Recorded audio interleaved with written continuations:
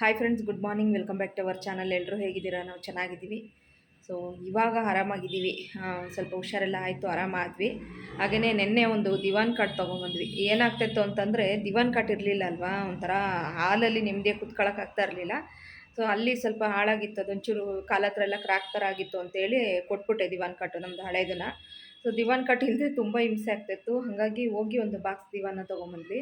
ನೋಡಿ, ಇದಕ್ಕೆ 4000 ಹೇಳಿದ್ರು. ನಾವು 3400 ಕೊಟ್ವಿ.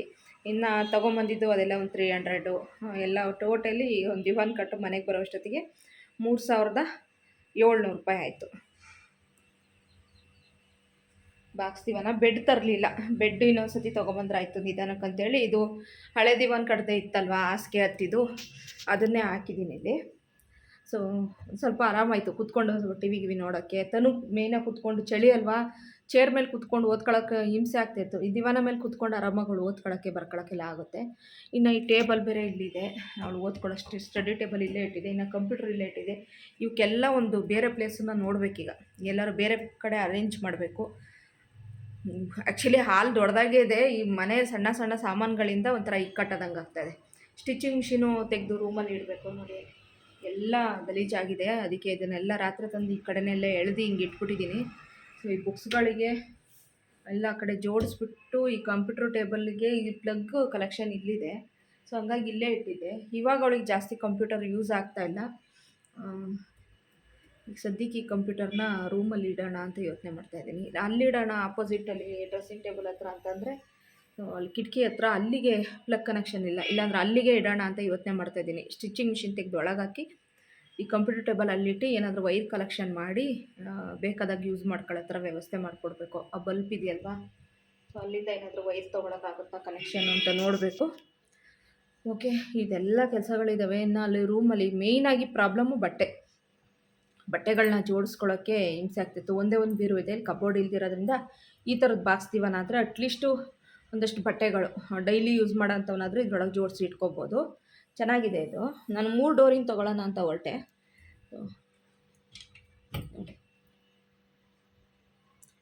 ಜೋಡಿಸಿ ಇಟ್ಕೋಬೋದು, ಡೈಲಿ ಯೂಸ್ ಅವು. ಇನ್ನು ಒಳ್ಳೊಳ್ಳೆದನ್ನೆಲ್ಲ ತೆಗೆದು ಅಲ್ಲಿ ಇದರೊಳಗಡೆ ಇಟ್ಕೊಬೋದು. ಎಲ್ಲ ನೀಟಾಗಿ ಇದನ್ನು ಒರೆಸಿದೆ ರಾತ್ರಿನೇ, ಎಲ್ಲ ಬಾಕ್ಸ್ ಎಲ್ಲ ತೆಗೆದು ಒರೆಸ್ದೆ. ಮೇಲೆಲ್ಲ ಓಪನ್ ಥರ ಇದೆ.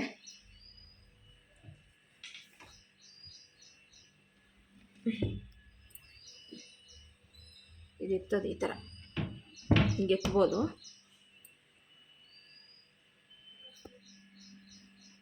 ಇದೇನು ತುಂಬ ಏನು ಗಟ್ಟಿ ಬರಲ್ಲ ಅಂದ್ಕೋತೀನಿ. ಸದ್ಯಕ್ಕೆ ಪರವಾಗಿಲ್ಲ, ಸದ್ಯಕ್ಕೆ ಈಗಿರಲಿ. ಈ ಹಾಸಿಗೆನೂ ಸದ್ಯಕ್ಕೆ ಇರಲಿ, ಆಮೇಲೆ ಮುಂದೆ ಅದು ಒಳ್ಳೇದೊಂದು ತೊಗೊಂಡ್ರೆ ಆಯಿತು. ಹಾಸಿಗೆನ ಅಂತ ಸದ್ಯಕ್ಕೆ ಹಿಂಗಿರಲಿ ಅಂತ ಇದೊಂದು ಮಾತ್ರ ತೊಗೊಬಂದಿದ್ದೀನಿ. ಈಗ ಇದು ಬೇಕಿತ್ತು. ಬಟ್ಟೆ ಮೇಯ್ನಾಗಿ ರೂಮಲ್ಲಿ ಬಟ್ಟೆಗಳು ನೋಡೋಕ್ಕಾಗ್ತಾಯಿರಲಿಲ್ಲ. ಆ ಟಿಪಾಯ್ ಮೇಲೆಲ್ಲ ಆ ಥರ ಜೋಡಿಸ್ಬಿಟ್ಟಿದ್ದೀನಿ. ಎಲ್ಲಂದರಲ್ಲಿ ಬಟ್ಟೆಗಳು ಇಟ್ಟಾಡ್ತವೆ ನೋಡಿ. ಆ ಮೂಲೆಯಲ್ಲಿ ಸ್ವಲ್ಪ ಜೋಡಿಸಿ ಇಟ್ಬಿಟ್ಟಿದ್ದೆ. ಇದೆಲ್ಲ ನೀಟಾಗಿ ಆರ್ಗನೈಸ್ ಮಾಡಬೇಕೀಗ ನಾನು. ಇವತ್ತೆಲ್ಲ ಈ ಕೆಲಸ ಕಂಪ್ಲೀಟ್ ಮಾಡಿ ಇನ್ನು ಉಳಿದ ಕೆಲಸಗಳು ನೋಡಬೇಕು. ಬೆಳಗ್ಗೆನೇ ಮಾತ್ರ ವಾಂಗಿಬಾತ್ ಮಾಡಿದೆ ಬ್ರೇಕ್ಫಾಸ್ಟಿಗೆ. ಸ್ವಲ್ಪ ಉಳಿದಾಯ್ತು ಅಷ್ಟೇ ವಾಂಗಿಬಾತ್. ನಂದು ಆಲ್ರೆಡಿ ಬ್ರೇಕ್ಫಾಸ್ಟ್ ಆಯಿತು. ಸೊ ನಾನು ನನ್ನ ಹಸ್ಬೆಂಡ್ ಇಬ್ಬರೂ ಇವಾಗ ಬ್ರೇಕ್ಫಾಸ್ಟ್ ಮಾಡಿದ್ವಿ ಅಲ್ಲೇ. ನನ್ನ ಹಸ್ಬೆಂಡಿಗೆ ಡ್ಯೂಟಿಗೆ ಕಳಿಸಿ ಇನ್ನು ಕೆಲಸಗಳು ಮಾಡೋಣ ಅಂತ ಹೇಳ್ಬಿಟ್ಟು ಮಾಡ್ತಾಯಿದ್ದೀನಿ. ಓಕೆ, ನೋಡಬೇಕು ಇವಾಗ ಎಷ್ಟೊತ್ತಾಗುತ್ತೋ ಇದೆಲ್ಲ ಕೆಲಸ ಮುಗಿಸಿ ನೆಲೆಲ್ಲ ಒರೆಸಿ. ಬೇಕಾದಷ್ಟು ಕೆಲಸ ಇದೆ, ಬಿಡುವಿಲ್ದಷ್ಟು. ಮೈಯಲ್ಲಿ ಸ್ವಲ್ಪ ಎನರ್ಜಿನೇ ಇಲ್ದಂಗೆ ಆಗ್ಬಿಟ್ಟಿದೆ, ಆದರೂ ಮಾಡೋದು. ಹಂಗೆ ಗಲೀಜಾಗಿದ್ದರೆ ಹಿಂಸೆ ಆದಂಗೆ ಆಗುತ್ತೆ. ಇನ್ನೆಲ್ಲ ಒಂದು ಕಡೆ ಸೆಟ್ಲ್ ಮಾಡಬೇಕು. ಸ್ವಲ್ಪ ಸ್ಟಿಚಿಂಗ್ ಮಿಷಿನಲ್ಲಿ ದಿವಾನ್ದು ಪಿಲ್ಲೋ ಕವರ್ ಹಳೆವಿದ್ವಲ್ಲ, ಅವನ್ನೇ ಯೂಸ್ ಮಾಡ್ತೀನಿ. ಅವೆಲ್ಲ ಸ್ವಲ್ಪ ಹೊಲಿಗೆ ಬಿಟ್ಕೊಂಡು ಹರಿದೋದಂಗೆ ಆಗಿದ್ದಾವೆ. ಅವನ್ನೆಲ್ಲ ಇವಾಗ, ಅದು ಸೂಜಿ ಮುರಿದೋಗಿದೆ ಸ್ಟಿಚಿಂಗ್ ಮಿಷಿನ್ದು. ಆ ಸೂಜಿ ಒಂದು ಹಾಕಿ ಮೊನ್ನೆ ಜರ್ಕಿನ್ ಹೊಲಿಯೋಕ್ಕೆ ಹೋಗ್ಬಿಟ್ಟು ಇದಾಗ್ಬಿಟ್ಟಿದೆ. ಇಲ್ಲೊಂದಷ್ಟು ಬಟ್ಟೆ ಮಡಿಸಿಟ್ಟಿದ್ದೀನಿ. ಬಟ್ಟೆ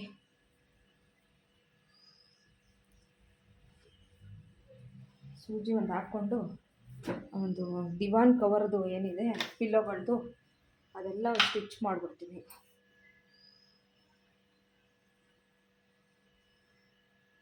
ಸೂಜಿ ಹಾಕೋದು ನೋಡ್ಕೋಬೇಕು, ನಂಗೆ ಮರ್ತೇ ಹೋಗ್ಬಿಟ್ಟಿದೆ ಹೆಂಗೆ ಹಾಕೋದು ಅಂತ. ಓಕೆ, ಇಂದ ಹಂಗೋ ಹಿಂಗೋ ಒಂದು ಚೂರು ಬಿಸಿಲು ಹೊಡಿತಾ ಇತ್ತು. ಸೊ ಅಷ್ಟು ಬೇಗ ಮಳೆ ಶುರುವಾಯಿತು.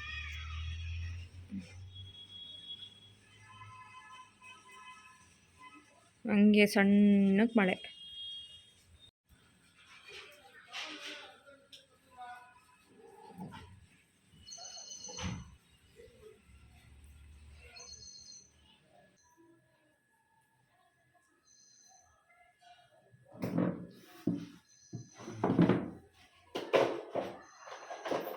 ಸ್ಟಿಚಿಂಗ್ ಮಿಷಿನ್ ತಂದಾಗ ಕೊಟ್ಟಿದ್ದ ಸೂಜಿಗಳು ನೋಡಿ ಇಷ್ಟು.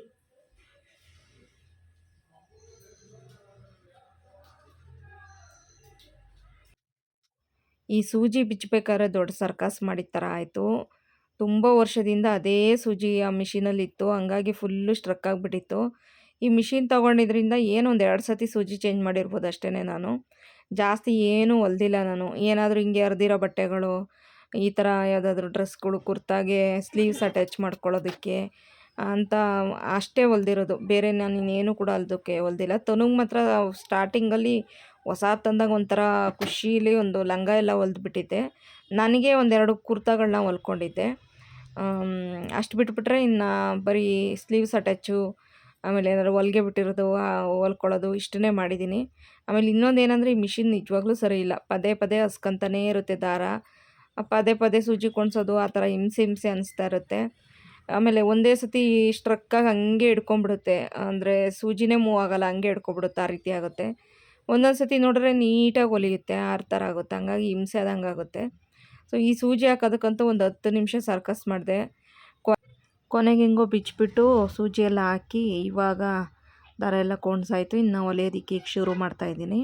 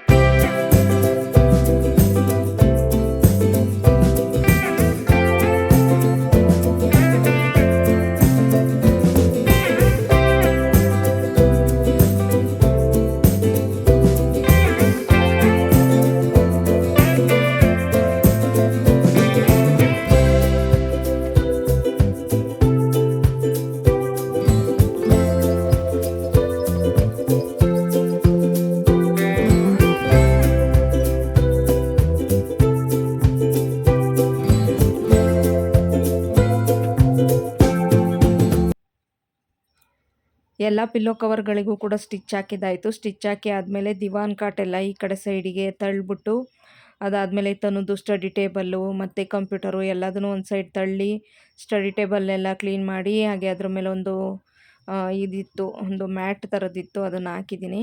ಸೊ ಅದನ್ನೇನು ನಾನು ಜಾಸ್ತಿ ಯೂಸೇ ಮಾಡಿಲ್ಲ. ಪೂಜೆ ವರಮಹಾಲಕ್ಷ್ಮಿ ಹಬ್ಬದಲ್ಲಿ ಪೂಜೆ ಟೈಮಲ್ಲಿ ಮಾತ್ರ ಒಂದು 2-3 ಸತಿ ಯೂಸ್ ಮಾಡಿದ್ದೆ ಅಷ್ಟೇ.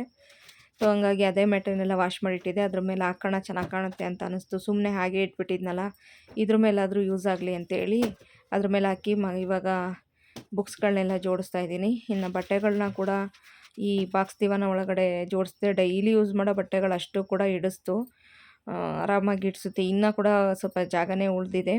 ಇನ್ನು ಬೀರು ಒಳಗಡೆನೂ ಫುಲ್ಲು ಟೈಟಾಗಿ ಜೋಡಿಸ್ಬಿಟ್ಟಿದ್ದೀನಿ. ಅದರಲ್ಲಿರೋದನ್ನು ಸ್ವಲ್ಪ ತೆಗೆದುಬಿಟ್ಟು ಇದರಲ್ಲಿ ಇಡೋಣ ಅಂಥೇಳಿ ಅಂದ್ಕೊಂಡಿದ್ದೀನಿ. ಫಸ್ಟ್ ಈ ಕೆಲಸಗಳನ್ನೆಲ್ಲ ಮುಗಿಸಿ ನೀಟಾಗಿ ಒಂದು ಸತಿ ಎಲ್ಲ ಆರ್ಗನೈಸ್ ಮಾಡಿಬಿಟ್ರೆ ಅರ್ಧಕ್ಕರ್ಧ ಕೆಲಸಗಳು ಮುಗಿಯುತ್ತೆ, ಆಮೇಲೆ ಆರಾಮಾಗಿಬಿಡುತ್ತೆ. ಹಿಂಗೆ ಇದ್ಬಿಟ್ರೆ ಹಿಂಸೆ ಆದಂಗೆ ಆಗುತ್ತೆ. ಇವತ್ತೆಲ್ಲ ಕಂಪ್ಲೀಟ್ ಕೆಲಸ ಮಾಡ್ಕೊಳ್ಳೋಣ ಅಂತ ಮಾಡ್ತಾಯಿದ್ದೀನಿ. ಇದೆಲ್ಲ ಕಮ್ಮಿ ಅಂದರೆ ಇಷ್ಟೆಲ್ಲ ಕೆಲಸಗಳಾಗೋತ್ತಿಗೆ ಸುಮಾರು 3 ಅವರ್ 4 ಅವರೇ ಆಗೋಯ್ತು. ಇವತ್ತು ನಾನು ಇಷ್ಟೆಲ್ಲ ಕೆಲಸ ಕಂಪ್ಲೀಟ್ ಮಾಡೋತ್ತಿಗೆ ಒಂದು ಸುಮಾರು ಒಂದು 4 ಅವರ್ ಆದಂಗೆ ಆಯಿತು. ಅದರಲ್ಲಿ ಬೇರೆ ನಂಗೆ ಒಂಚೂರು ಹುಷಾರಿಲ್ದಂಗೆ ಆಗಿದ್ದಕ್ಕೂ ನನಗೆ ಎನರ್ಜಿನೇ ಇಲ್ವೇನೋ ಅನ್ನೋ ಥರ ಆಗಿತ್ತು. ಆದರೂ ಇನ್ನೇನು ಮಾಡೋದು, ಹಂಗೆ ಬಿಟ್ಟರೆ ಸ್ವಲ್ಪ ಸರಿ ಹೋಗಲ್ಲ ಅಂಥೇಳಿ ಮಾಡ್ತಾಯಿದ್ದೀನಿ.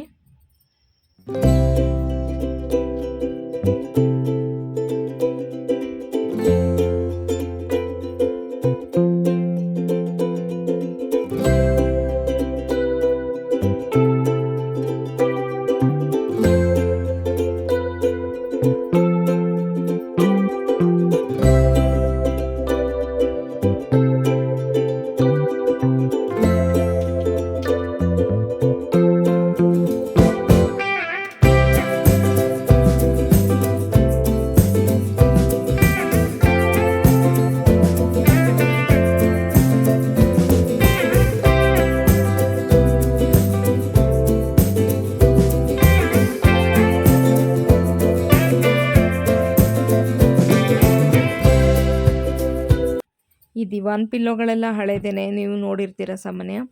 ಆ ಪಿಲ್ಲೋಗಳನ್ನೆಲ್ಲ ಚೀಲಕ್ಕೆ ತುಂಬಿಟ್ಟು ಮೇಲೆ ಸ್ಲ್ಯಾಬ್ ಮೇಲೆ ಹಾಕಿದ್ದೆ. ಇವಾಗ ಚೇರ್ ಹಾಕ್ಕೊಂಡು ಅದನ್ನೆಲ್ಲ ತೆಗೆದು ಈಗ ಪಿಲ್ಲೋ ಕವರ್ಗಳನ್ನೆಲ್ಲ ಹಾಕ್ತಾಯಿದ್ದೀನಿ. ಈ ದಿವಾನ್ ಸೆಟ್ ಕವರ್ಗಳೇ 3 ಸೆಟ್ ಇದೆ. ಅದನ್ನೇ ಯೂಸ್ ಮಾಡ್ಕೊಳ್ಳೋಣ ಅಂಥೇಳಿ ಯಾವುದನ್ನು ಹೊಸದನ್ನು ಮತ್ತೆ ಪರ್ಚೇಸ್ ಮಾಡೋಕ್ಕೆ ಹೋಗಲ್ಲ. ಇನ್ನು ಸದ್ಯಕ್ಕೆ ನಂಗೆ ಬೇಕಾಗಿರೋದು ಈ ಬೆಡ್ ಏನಿದೆ ಒಳಗಡೆ, ಅದಕ್ಕೆ ಕವರ್ಗಳು ಬೇಕು. ವಾಷಿಂಗ್ ಮಿಷಿನಿಗೆ ಹಾಕೋದ್ರಿಂದ ಬೇಗ ಬೇಗ ಹರಿದೋಗುತ್ತದು ಬೆಡ್ ಕವರ್ಗಳು. ಸುಮಾರು ಒಂದು 4-5 ಬೆಡ್ ಕವರ್ಗಳನ್ನ ಬಿಸಾಕ್ಬಿಟ್ಟೆ ನಾನು ಮನೆ ಶಿಫ್ಟ್ ಮಾಡ್ಕೊಂಡು ಬರಬೇಕಾದ್ರೆ. ಮಿಷಿನ್ ಒಳಗೆ ಹಾಕ್ಬಿಡ್ತೀನಿ, ಸ್ವಲ್ಪ ಸ್ವಲ್ಪ ಅಲ್ಲಲ್ಲಿ ಹೊಲಿಗೆ ಬಿಟ್ಕೊಂಡಂಗೆ, ಅಂದರೆ ಹರಿದೋದಂಗೆ ಆಗ್ಬಿಡುತ್ತೆ. ಈಗ ರೀಸೆಂಟಾಗಿ ಒಂದು ತೊಗೊಂಡಿದ್ದೆ, ಅದು ಕೂಡ ಒಂದು 4-5 ವಾಶಿಗೆ ಯಾಕೋ ಒಂದು ಸ್ವಲ್ಪ ಹರಿದೋಗೋ ಥರ, ಈ ಪಿಂಚ್ಕೊಳ್ಳೋ ಥರ ಆಗಿಬಿಟ್ಟಿದೆ. ಹಾಗಾಗಿ ಈ ಸತಿ ತೊಗೊಂಡ್ರೆ ಸ್ವಲ್ಪ ಚೆನ್ನಾಗಿರೋ ಒಂದು ರಫ್ ಆಗಿರೋ ಒಂದು ಎರಡು ಸೆಟ್ ತೊಗೋಬೇಕು. ಇನ್ನು ದಿವಾನಕ್ಕೆ ಮಾತ್ರ ಯಾವುದನ್ನು ತೊಗೊಳಕ್ಕೆ ಹೋಗಲ್ಲ ಸದ್ಯಕ್ಕೆ. ದಿವಾನಕ್ಕೆ ಬೆಡ್ ಒಂದು ತೊಗೋಬೇಕು, ಈ ಕರ್ಲಾನ್ ಟೈಪಲ್ಲಿ ಬರುತ್ತಲ್ವ ಬೆಡ್ಡು, ಆ ಥರದ್ರಲ್ಲಿ ಒಂದು ಬೆಡ್ ಒಂದು ತೊಗೋಬೇಕು, ಚೆನ್ನಾಗಾಗುತ್ತೆ. ಇನ್ನು ನನಗೂ ಸೋಫಾ ಸೆಟ್ಟೆಲ್ಲ ತೊಗೋಬೇಕಂತ ಆಸೆ ಇದೆ. ಬಟ್ ಏನಂದರೆ ಮತ್ತೆ ನಮಗೆ ಸರಿಯಾದೊಂದು ಸ್ವಂತ ಮನೆ ಅಂತ ಆಗಿಲ್ಲ. ಇನ್ನು ಮತ್ತೆ ಬಾಡಿಗೆ ಮನೆಗೆ ಹೋಗ್ಬೇಕಾದ್ರೆ ಎಲ್ಲದನ್ನು ಎತ್ತೆತ್ಕೊಂಡು ನಾವು ಮನೆ ಬಿಟ್ಟು ಮನೆ ಅಂತೇಳಿ ಶಿಫ್ಟ್ ಮಾಡ್ಕೋಬೇಕಾದ್ರೆ ಕಷ್ಟ ಆಗುತ್ತೆ ಅಂತೇಳಿ ಯಾವುದು ಬೇಡ ಅಂತೇಳಿ ನಾನು ಸದ್ಯಕ್ಕೀಗ ಬಾಕ್ಸ್ ದಿವಾನ ಒಂದು ಬೇಕಿತ್ತು. ಆ ಬಾಕ್ಸ್ ದಿವಾನ ಒಂದಾದರೆ ಸ್ವಲ್ಪ ಬಟ್ಟೆ ಅವು ಇವು ಏನಾದರೂ ಎಕ್ಸ್ಟ್ರಾ ಸಾಮಾನುಗಳನ್ನೆಲ್ಲ ಇಟ್ಕೋಬೋದಲ್ಲ ಅಂತೇಳಿ ಬಾಕ್ಸ್ ದಿವಾನ ಒಂದು ಪ್ಲ್ಯಾನ್ ಮಾಡಿಕೊಂಡು ತೊಗೊಂಡೆ. ಕಬೋರ್ಡ್ ತೊಗೊಳಕ್ಕೂ ಯೋಚನೆ ಮಾಡಿದೆ, ಬಟ್ ಬಾಕ್ಸ್ ದಿವಾನ ಸಾಕು ಸದ್ಯಕ್ಕೆ ಅಂತ ಅಂದ್ಕೊಂಡು ಇದರಲ್ಲೇ ಅಡ್ಜಸ್ಟ್ ಮಾಡ್ಕೊಳ್ಳೋಣ ಅಂಥೇಳಿ ಅಂದ್ಕೊಂಡಿದ್ದೀನಿ. ಸೊ ಇವಾಗ ಬೆಡ್ಡೆಲ್ಲ ಹಾಕಿ ನೀಟಾಗಿ ಬೆಡ್ ಕವರೆಲ್ಲ ಹಾಕಿ ಫೋಲ್ಡ್ ಮಾಡ್ತಾಯಿದ್ದೀನಿ. ಒಂಥರ ಚೆನ್ನಾಗಿ ಕಾಣಿಸ್ತಿದೆ ಲುಕ್ಕು ಅಂತ ಅನ್ನಿಸ್ತು. ಈ ಒಂದು ಕಲರ್ ಏನಿದೆ, ಈ ಕಲರ್ನೇ ನಾನು ಚೂಸ್ ಮಾಡ್ಕೊಂಡೆ. ಯಾಕಂದರೆ ನಮ್ಮದು ಇದು ದೇವ್ರ ಮಂಟಪ ಆಗಿರಲಿ, ಚೇರ್ ಇರಲಿ, ಮತ್ತು ಟಿ ವಿ ಹತ್ರ ಇಟ್ಟಿರೋ ಟಿಪಾಯಿ, ಡ್ರೆಸ್ಸಿಂಗ್ ಟೇಬಲು ಎಲ್ಲ ಇದೇ ಕಲರ್ ಇದೆ. ಹಾಗಾಗಿ ನೀಟಾಗಿ ಮ್ಯಾಚ್ ಆಗುತ್ತೆ ಅಂತೇಳಿ ಈ ಕಲರ್ನೇ ಚೂಸ್ ಮಾಡಿದೆ ನಾನು.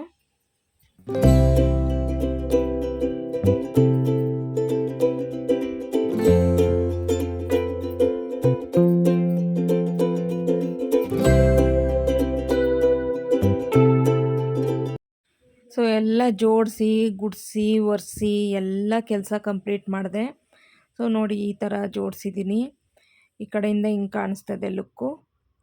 ಚೇರ್ಗಳಿಗೆಲ್ಲ ಜಾಗ ಸಾಕಾಗಲಿಲ್ಲ. ಅಲ್ಲಿ ದೇವರು ಮನೆ ಏನಿದೆ ನೋಡಿ, ಅಲ್ಲಿ ಚೇರ್ಗಳನ್ನ ಇಟ್ಟಿದ್ದೀನಿ. ಕಂಪ್ಯೂಟರ್ ಇಲ್ಲಿಟ್ಟು ಕಂಪ್ಯೂಟರ್ ಚೇರ್ನ ಇಲ್ಲಿಟ್ಟಿದ್ದೀನಿ ಡ್ರೆಸ್ಸಿಂಗ್ ಟೇಬಲ್ ಪಕ್ಕ.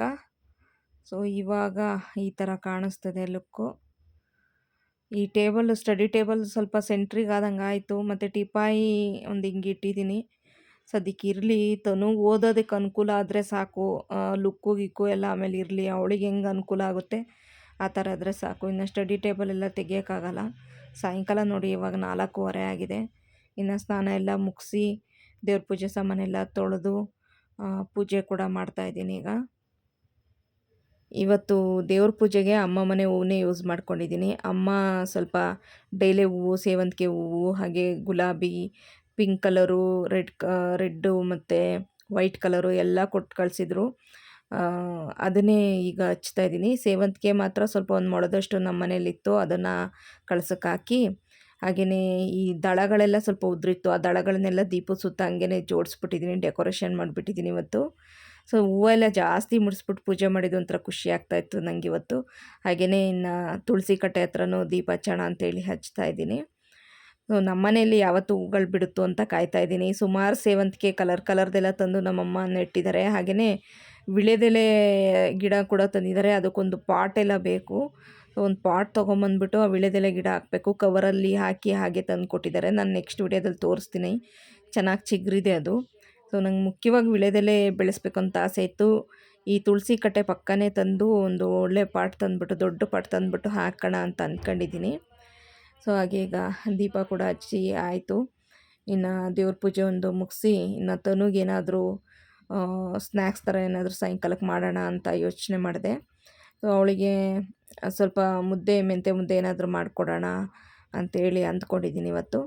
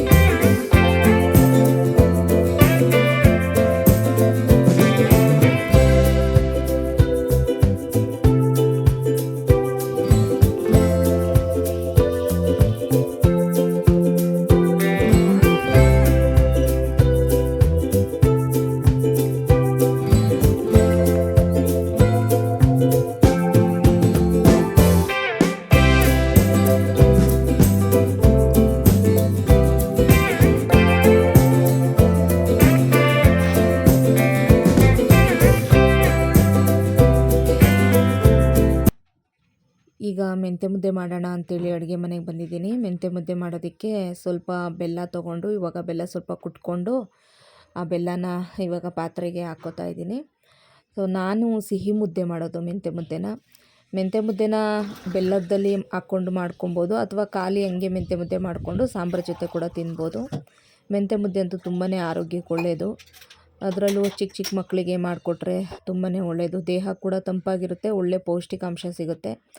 ಹಾಗೆ ನಿಮಗೆ ಮೆಂತ್ಯ ಮುದ್ದೆ ಕರೆಕ್ಟಾಗಿ ಅಳತೆ ವಿಡಿಯೋ ಎಲ್ಲ ಬೇಕು ಅಂದರೆ ನನ್ನ channel simple life Kannada vlog ಚಾನಲಲ್ಲಿ ನೀವು ಸರ್ಚ್ ಮಾಡಿದ್ರೆ ಸಿಂಪಲ್ ಲೈಫ್ ಕನ್ನಡ ವ್ಲಾಗ್ ಮೆಂತ್ಯ ಮುದ್ದೆ ಅಂತ ನೀವು ಹೊಡೆದ್ರೆ ವಿಡಿಯೋ ಸಿಗುತ್ತೆ. ನೀವು ಅಲ್ಲಿ ಅದರ ಅಳತೆ ಪ್ರಕಾರ ನೀವು ಕೂಡ ಹಿಟ್ಟು ಮಾಡಿಸ್ಕೊಂಡು ಮುದ್ದೆ ಮಾಡ್ಕೊಂಡು ತಿನ್ಬೋದು. ಸೊ ಇವಾಗ ನಾನು 1.5 ಲೋಟ ನೀರು ಹಾಕಿ ಹಾಗೆ ಸ್ವಲ್ಪ ಬೆಲ್ಲ ಹಾಕಿದ್ದೆ, ಸಿಹಿಗೆ ತಕ್ಕಾಗಿ.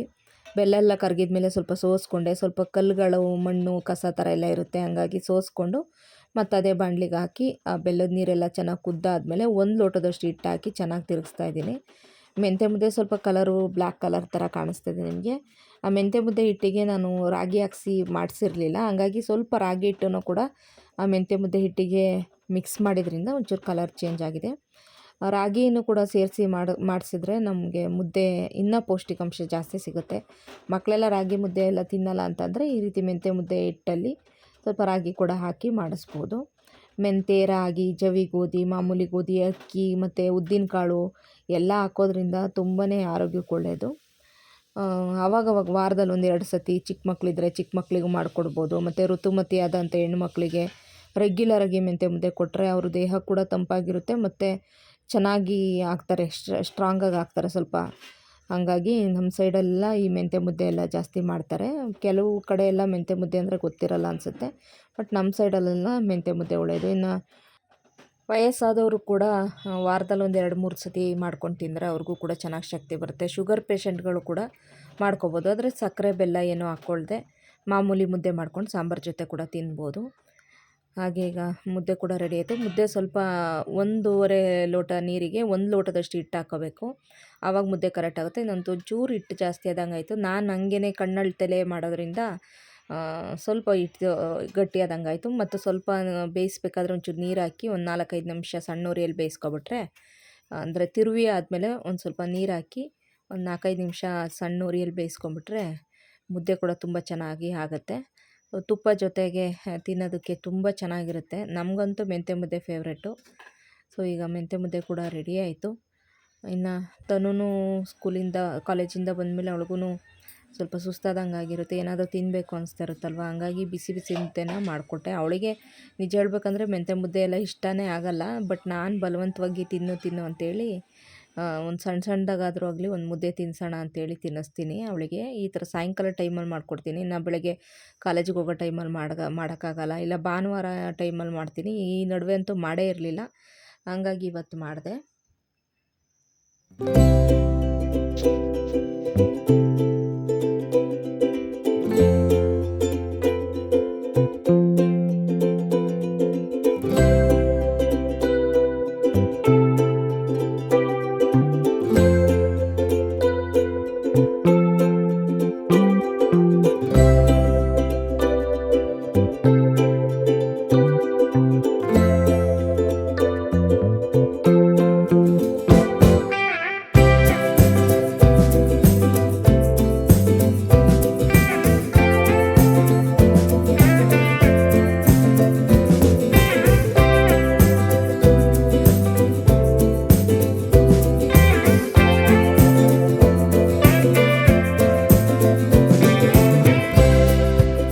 ಈ ದಿವಾನ್ ಕಟ್ ಅಂತೂ ಸ್ವಲ್ಪ ಹೈಟ್ ಜಾಸ್ತಿ ಅನ್ನಿಸ್ತಾ ಇದೆ ನನಗೆ.